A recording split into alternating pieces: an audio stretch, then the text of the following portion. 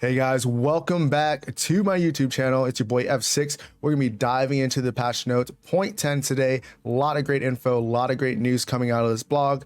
So let's get into it. But before we do, remember to hit that like button if you enjoy the video. Subscribe, it helps me out a lot. It's totally free. And comment down below what you think, if you agree or disagree with me, or what would you like to see in future patch notes. So let's get after it. So first thing here, honestly, I just love the artwork going behind Zarus here for the point 10 update. He looks very menacing. Pretty excited, the effects on his spirit as well. So just amazing overall visually. Something from Kari here. Ready yourself, champion. Zarus is coming in to point 10. Zarus, of course, is our second original hero after Kira, and a devastating bruiser who marries deft agility with raw and limitless power. Wow. Okay, eternally we're thrilled with how he's come out, and we can't wait for you to get your hands on him. For those of you who haven't already, skipped ahead to read about his abilities. This game update also brings some fairly hefty improvements to the way ability descriptions are showcased in the game. Excited for that as well. We won't keep you any longer. Pick up a spirit and let's leap into it. So going into the new hero appears Zarus, mighty Zarus, champion of the near and blessed by the god of Senazani. I don't know what that means or even how to pronounce that, but we're gonna go with that. Roars into combat. A lizard roaring. I like that. He looks menacing. He's creepy smile. Great artwork coming from the design team here. A ferocious warrior with an insatiable appetite for power and glory. Zarus dominates the battlefield in his quest for godhood. So apparently this man Zarus is trying to be a god. They won't let him in even though he's trying to battle his way up. So let's see if he does. So going through his abilities here, starting off with his passive Gladiator. Upon entering combat, gain a stack of Gladiator when dealing damage with basic attacks or abilities to enemy heroes or monsters, stacking up to 8 times. Each stack grants 1% increased physical power. After exiting combat, stacks will fall off over 5 seconds, restoring a percentage of his maximum health per stack consumed. Obviously a little bit different with the levels as well, as you can see here. So different, obviously, of the percentage, but also his levels kind of vary with the heal he gets back. So that's pretty cool as well. I think his passive is essentially like Draconum, same thing kind of like what Greystone has, which is cool.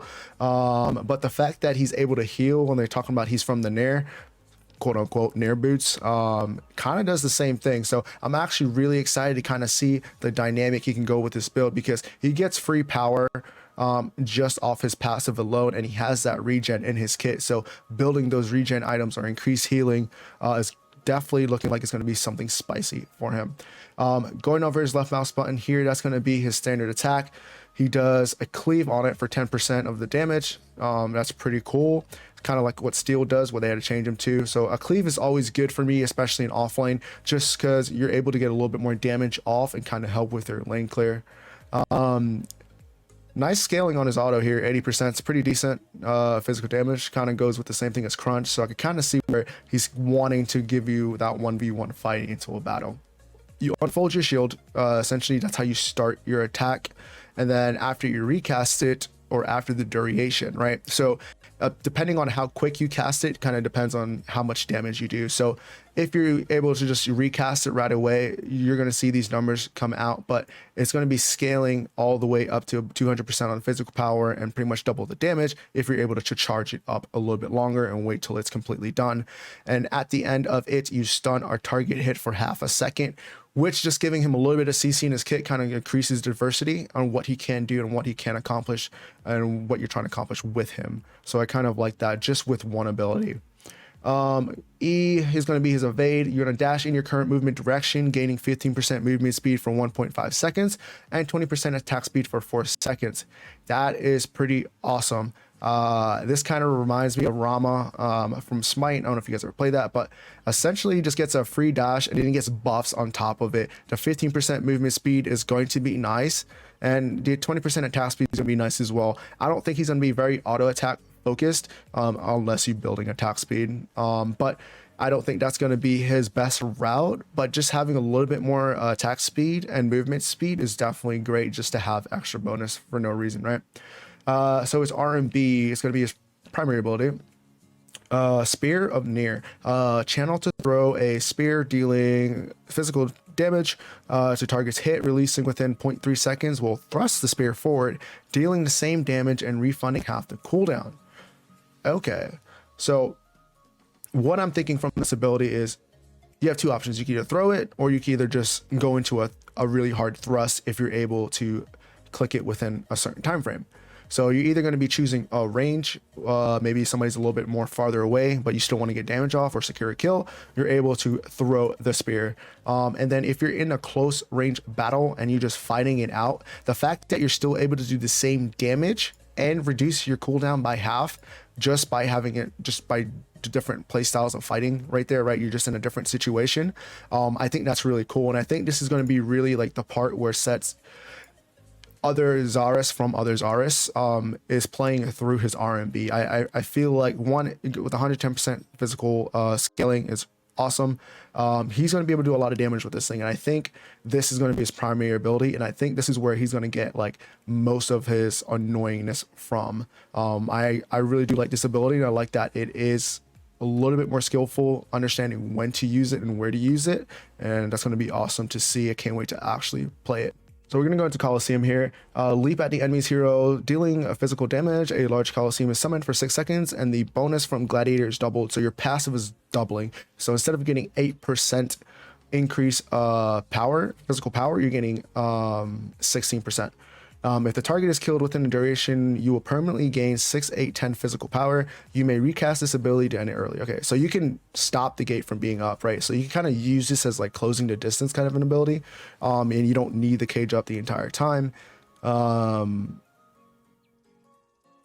I mean, that's okay. But I'm a little bit confused on the 6, 8, 10. I'm thinking that's how much power you get from each level. And if it stacks permanently and you're just able to get at late game 10 power from a kill, that's not too bad. But like just even 6, especially like early game and then in mid game where you're gonna get most of your kills anyways, that's a lot if you're just able to stack all those, especially if you get more than one person inside your cage. It might not be big of a problem because not all the time you're gonna be able to get that many kills inside the cage, right? Most of the time it's probably gonna be outside of the cage. But that's going to be pretty insane. I kind of want to see how that does inside whenever we actually get to play him. But the fact that this thing scales pretty well with physical power, everything in his kit is just based off just scaling physical power with a pretty good percentage. I just kind of like that. And it's a 6-second wall, and just doubling in Gladiator passive is just so great in my opinion. I like the kit. I like how they're trying to stick to the theme of him trying to be the best he can possibly be and like sent to become a god, right? He wants to battle. So checking out the skin, 10 out of 10. Seeing it from the video, I cannot wait to get the skin. Everything about it just speaks to me like great job, Omeda. So to the art team and the devs, just fantastic job. I cannot wait. So can't wait to get that in the game. Some stuff, updated hero ability descriptions, what they talked about earlier. Hero ability descriptions have had a glow up. All of the important text you need to know is now color coded, which each of the ability's properties having its own bulleted line. It's never been easier to follow along with what each ability is doing for you. It's not just abilities though. Attack speed, critical chance, and damage are now also shown on basic attacks. That is spicy. And as final bonus, we've also calculated the total amount of damage each ability does, meaning you no longer have to do advanced math on the fly. I think this right here is the biggest thing coming out of this. I mean, I can't wait to see it. I hope it looks great. But the fact that they're changing the colors, and making it easier for people to understand the abilities is great as well with the description. Also, it's not just abilities though. The attack speed, critical chance, and damage are now showing up. The fact that you're able to see that when you're doing your basic attacks, understanding where your damage is coming from is great as well. But like I said, I think the fact that you're able to now essentially just look at your abilities with your items that you have in your inventory, and instead of trying to calculate 100% of whatever you have, it shows the exact number in there that you are doing with all of these. So I 100% love this. Great job by the team there. Going through some balancing changes. Countess, we'll go through this pretty quick. She got a little bit nerfed to her lifesteal, an increase of a little bit of damage and scaling on her, or just her damage on her E, and a little bit of scaling increase for health on her R. I think this is a pretty good change, kind of nerf her overall lifesteal in general, just she survives way too much, especially if she gets that mid to late game. Giving her a little bit of damage on her E kind of makes her a little bit more available to play in the mid lane, kind of like counteract, like clear wave a little bit faster. And I think she did need a little bit increase on her health off her R, just because she doesn't really get too much back, especially if they're already going to hit her lifesteal off of her passive. So I think it's a pretty good balance change. Gadget, her sticky mine is going to be increasing 70-75%. That's good. Cooldown increase from 10A to 12-10. I feel like that's good as well. This is one of her main primary wave clear. And she's able to poke with her Q and R&B too much, so giving a little bit longer cooldown on that, especially early game, is going to help with her poke, the free poke that she has, especially since you can launch this thing pretty much halfway across the lane. Her Tesla Dome, her shred duration decreased from 5 to 3 seconds. That's huge. A lot of her damage comes from the shred in the Tesla Dome, and if they're able to reduce that by 2 seconds, and especially in like a good team fight, and if you get trapped in there, considering you have a Zarus now, if she's able to gadget all on top of that, the fact that they reduced that a little bit, I think they're kind of looking ahead. So I like these balance changes as well on gadget. Greystone getting a little bit of love here, his increase in his health, which is good, especially in the jungle. He wouldn't be able to really clear his camps very well, so this is going to kind of help him be a little bit better of a jungler, and obviously a laner, just be able to stick around longer. A little bit of a cooldown on his passive later game, which I think is needed. This is just like a little minute detail that kind of just helps him be a little bit better at what he wants to do. His Q damage got increased with a cooldown increase as well early game, but late game is still the same. Fantastic for this. This is going to help him out so much, especially in the jungle, I think, is what they're really trying to aim at here. His R&B is going to do increased damage as well. Like I said, they just gave him a lot of love here to kind of get him into the meta a little bit more and make him a little bit more viable. Howitzer, base health decrease, base mana decrease, and mana growth increased. So I think what they're doing is trying to just kind of shut down his early game a little bit and kind of give him a little bit more sustained lane without giving him all that mana to have, right?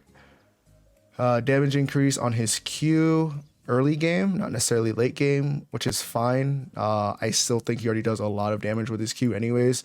But the fact that they're nerfing his health and his mana a little bit, I think that's a fair trade.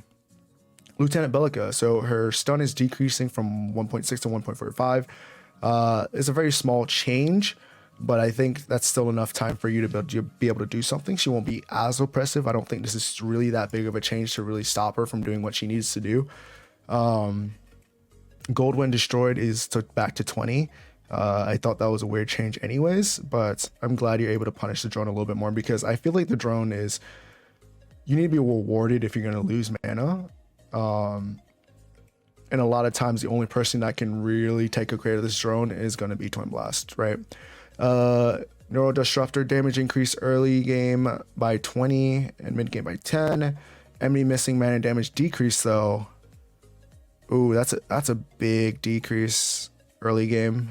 Late game is still the same, so your late game is, so they're essentially, it just looks like they're nerfing her early game on her ults, so she's not able to just like destroy you completely, which is fine. I think she's very oppressive right now, so this is a good small little adjustment to see where she lands, not going too far.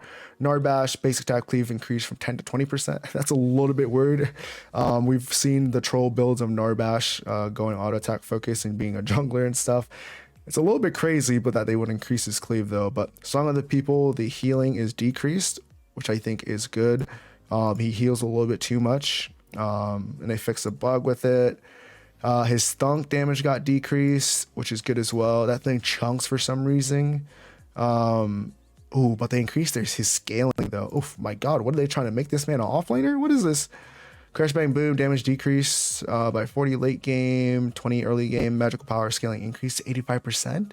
I don't know what they're trying to do here. Are they trying to evolve this man into something more than just a support? I don't know. I don't know what's going on here. That's kind of crazy. I'm not gonna lie, this is more of a buff than anything. His healing went down a little bit, but his overall power went up. He could do some work. Jeez.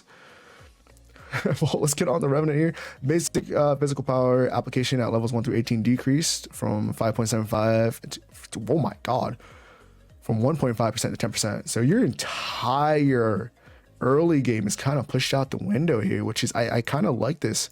Like your late game is still there, but I do definitely like this change on Rev. Like, he's definitely a bursty guy, and he just obliterate people, right? Speaking of obliteration, obliterate on his Q damage decreased, but increased his scaling by 5%. I think this is a good change. They didn't increase his scaling too much, but they decreased the power a lot early game, or late game, sorry. Severog got base mana regen increased. Okay, that's good. Mana cost increased from 25 to 30 on his Siphon. So this is kind of like they're evening it out. Since they increased his mana regen, they gave him a little bit more mana to cost on his Siphon. So yeah.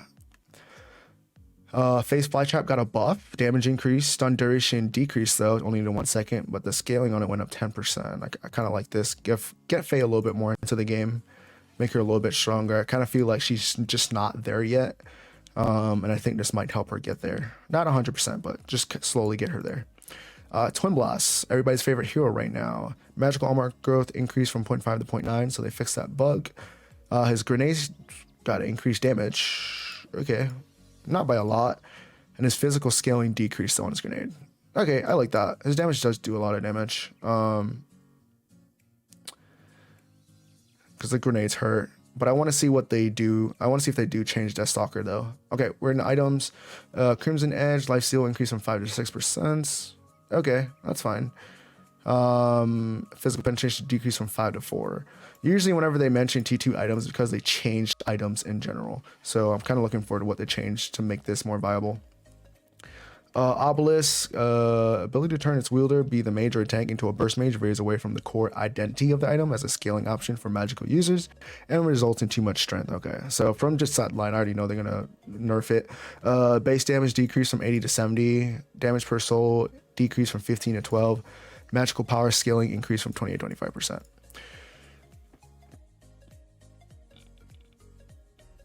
Overall good, I like it. I'm not too upset about it. Hitting up the assassin items now. So here we go. Big meaty part. Included with this section, there are 3 assassin item reworks: Deathstalker, Dread, and Nightfall. Okay, these are items that were just way overtuned, and then Nightfall was just never in the game because it was kind of just never fits anywhere. So let's look at it. So reworked on Deathstalker. So they changed it from just physical shred to physical shred and attack speed. 3,100 gold still. Physical power is 40, so you lose 5 power. You lose 2 pen, but you gain 18 as attack speed, but lose the ability haze. So, okay, I kind of like this change so far, but the real problem is the passive, right? So, basic attacks against enemy heroes shred 2 physical armor for 3 seconds, stacking up to 5 times. So you're shredding 10 armor at max. Gain attack speed equal to the 70% of your physical penetration. Okay, I like that. The fact that they're still sticking to decreasing your physical armor, now it's for 3 seconds and you're stacking up to only a minimum. You're not really bursting people, because before you'll deal damage to an enemy, you reduce their physical armor by 4% for 3 seconds. One, you can see the difference between a actual number instead of just this percentage. When you go percentage, it's just way too much, right? So just having a flat base number is really good. Stacking up to 6 times, now it only stacks up to 5. So 1 less stack. Your abilities deal 25 bonus physical damage against targets with 6 stacks of corrode. And the fact that you can proc this pretty much just all the time as long as you get 6 stacks was ridiculous. But the fact now that you're just getting attack speed for your physical pen, so the more pen you have, so you still want to deal with the tanks, you're able to get attack speed out of it as well. So I do like this change. I think this change was needed. I can't wait to see it actually in game. Dread, which is one of the items where you essentially just got life back every time you kill somebody, like Feng Mao and like Kalari. Those assassin type characters will just abuse this, right? So instead of just, it's still anti-magic, still 3,000, still 40 power. The physical pen went up by 2. Magical armor is still the same at 30. Base mana regen though, they took off that. So the veracity passive, so the 2 passives changed. Upon receiving magical damage from an enemy hero, block 25% of all incoming magical damage for 3 seconds. That is kind of cracked. Sinister Shield regenerates after not receiving damage from heroes for 20 seconds. I like that time frame. So you can't abuse this. and you have to be out of combat for a while. So you're using this for one initiation, and then you can come back in for initiation after that to use this again. I do like that. While Sinister Shield is available, gain 20 bonus physical power. I like that as well. So the old was you just kill a target, you get 5% of your missing health, increased to 20% for enemy heroes. So it was getting 20% of your health back by killing somebody, especially with a Fang now. You pretty much full heal if you get like a triple kill or a quadra kill, right? Imagine if you get a pentakill, you're pretty much full health, probably even more if they could allow it. And then you gain 10% movement speed out of combat. This was kind of just broken on those characters, right? Feng Mao, who already has great mobility, Kalari had great mobility. So just having this taken away from that item, I think is what's going to separate it from having those characters abuse it. And the fact that you don't get health back. So I do like this here, since you're decreasing the movement speed, getting that extra bonus physical power while you're not using it. And then whenever you're in those fights, being able to at least block or mitigate pretty much 25% of magical damage. And you're trying to stick towards what it's trying to do, and it's to give you magical resistance. Nightfall. I want to see this is going to be exciting. So they're changing from a dueling item to a sustained item. Still the same price, physical power 35, 12. So it lost 10 power. Still the same penetration. New passive is ability heals for 5% of damage dealt to enemy heroes. Immediately, I'm thinking about Crunch and Grox here. That's kind of cracked. While below 40% maximum health, Eclipse healing increased to 10%. Ooh, that's kind of nice. Right, that's just one item. You already get 8% lifesteal. And then on top of that, your abilities gain 5%. And then now your abilities gain 10%. I think Crunch and Grox are going to thrive off of this. Yeah, I like this rework. I don't know if it's too broken yet, depending on how much the healing really is in game and like what you can stack with it as well. But definitely like the way they're going with this item. Obviously, probably in the future, the lifesteal on the passives, maybe down to like 4%, 3%, and then like maybe like 8%, 6% here is probably ideal while keeping the base lifesteal at 8%. But I do like the change. Perforator, cost decrease from 33 to 3200, physical power decrease 45, ability haste increase for 25. So they're kind of just giving a little bit more cooldown on Perforator, decreasing the cost and decreasing the power. Okay, that's fine. I like getting a little bit more ability haste. I'm getting from the Perforator, because what you're trying to do with Perforator is apply that slow on your abilities, right? So the fact that you're allowed to do that more by building that item, giving more cooldown, is great. Oathkeeper got a decrease on, oh my god, total physical power scaling decrease from 60 to 35%. Magical power scaling increase from 50 to 6%. So I think they're trying to take away from Crunch. If this doesn't do anything, I think they're trying to just take it away from Crunch, to be honest. But at the same time, the magical power scaling increase. I'm not sure what they're trying to do here. So Oathkeeper was needlessly scaling too heavily with total physical rather than magical power. So we're adjusting to scaling to allow it to ramp appropriately with magical builds. Okay. So what they're saying is, if you were just building physical, like you're a physical damage dealer, you're just getting way too much from it when it's a magical item. So you need to be building into a mage item. So building a magical crunch is where you get the most benefit from this. And if instead of going physical here and just getting one magical item into your physical build crunch. So I like that. True Silver Bracelet, reprisal base shield decrease from 250 to 200. I like that. Bonus health increase 15 to 20%. That's fine since you're taking away the shield. Shield duration decrease from 5 to 4 seconds. It's fine as well. Damage decrease from 60 to 50%. Okay. It's slight nerf to Gideon and Nurbash mostly. But I do like this. Maybe a Countess as well. I like the fact where they're trying to go with it. So they're decreasing how long it is and how big the shield is, but also giving you a little bit more health and power, or less power. That's rough, but I like it. I like the change. I think it's needed. Because you can get True Silver and Soul Bearer, and it's just ridiculous, right? So I felt like this was needed. And then they go through some bug fixes here. If you guys want to read through them, that's more than fine than me. But I appreciate you guys. I hope you guys liked the video. Let me know what you guys think in the comments down below. What I can do better. Don't forget to hit that like button, subscribe, It's free, it helps me out a lot, like I was saying before. But I'll catch you guys on the next video. Have a good one. Peace.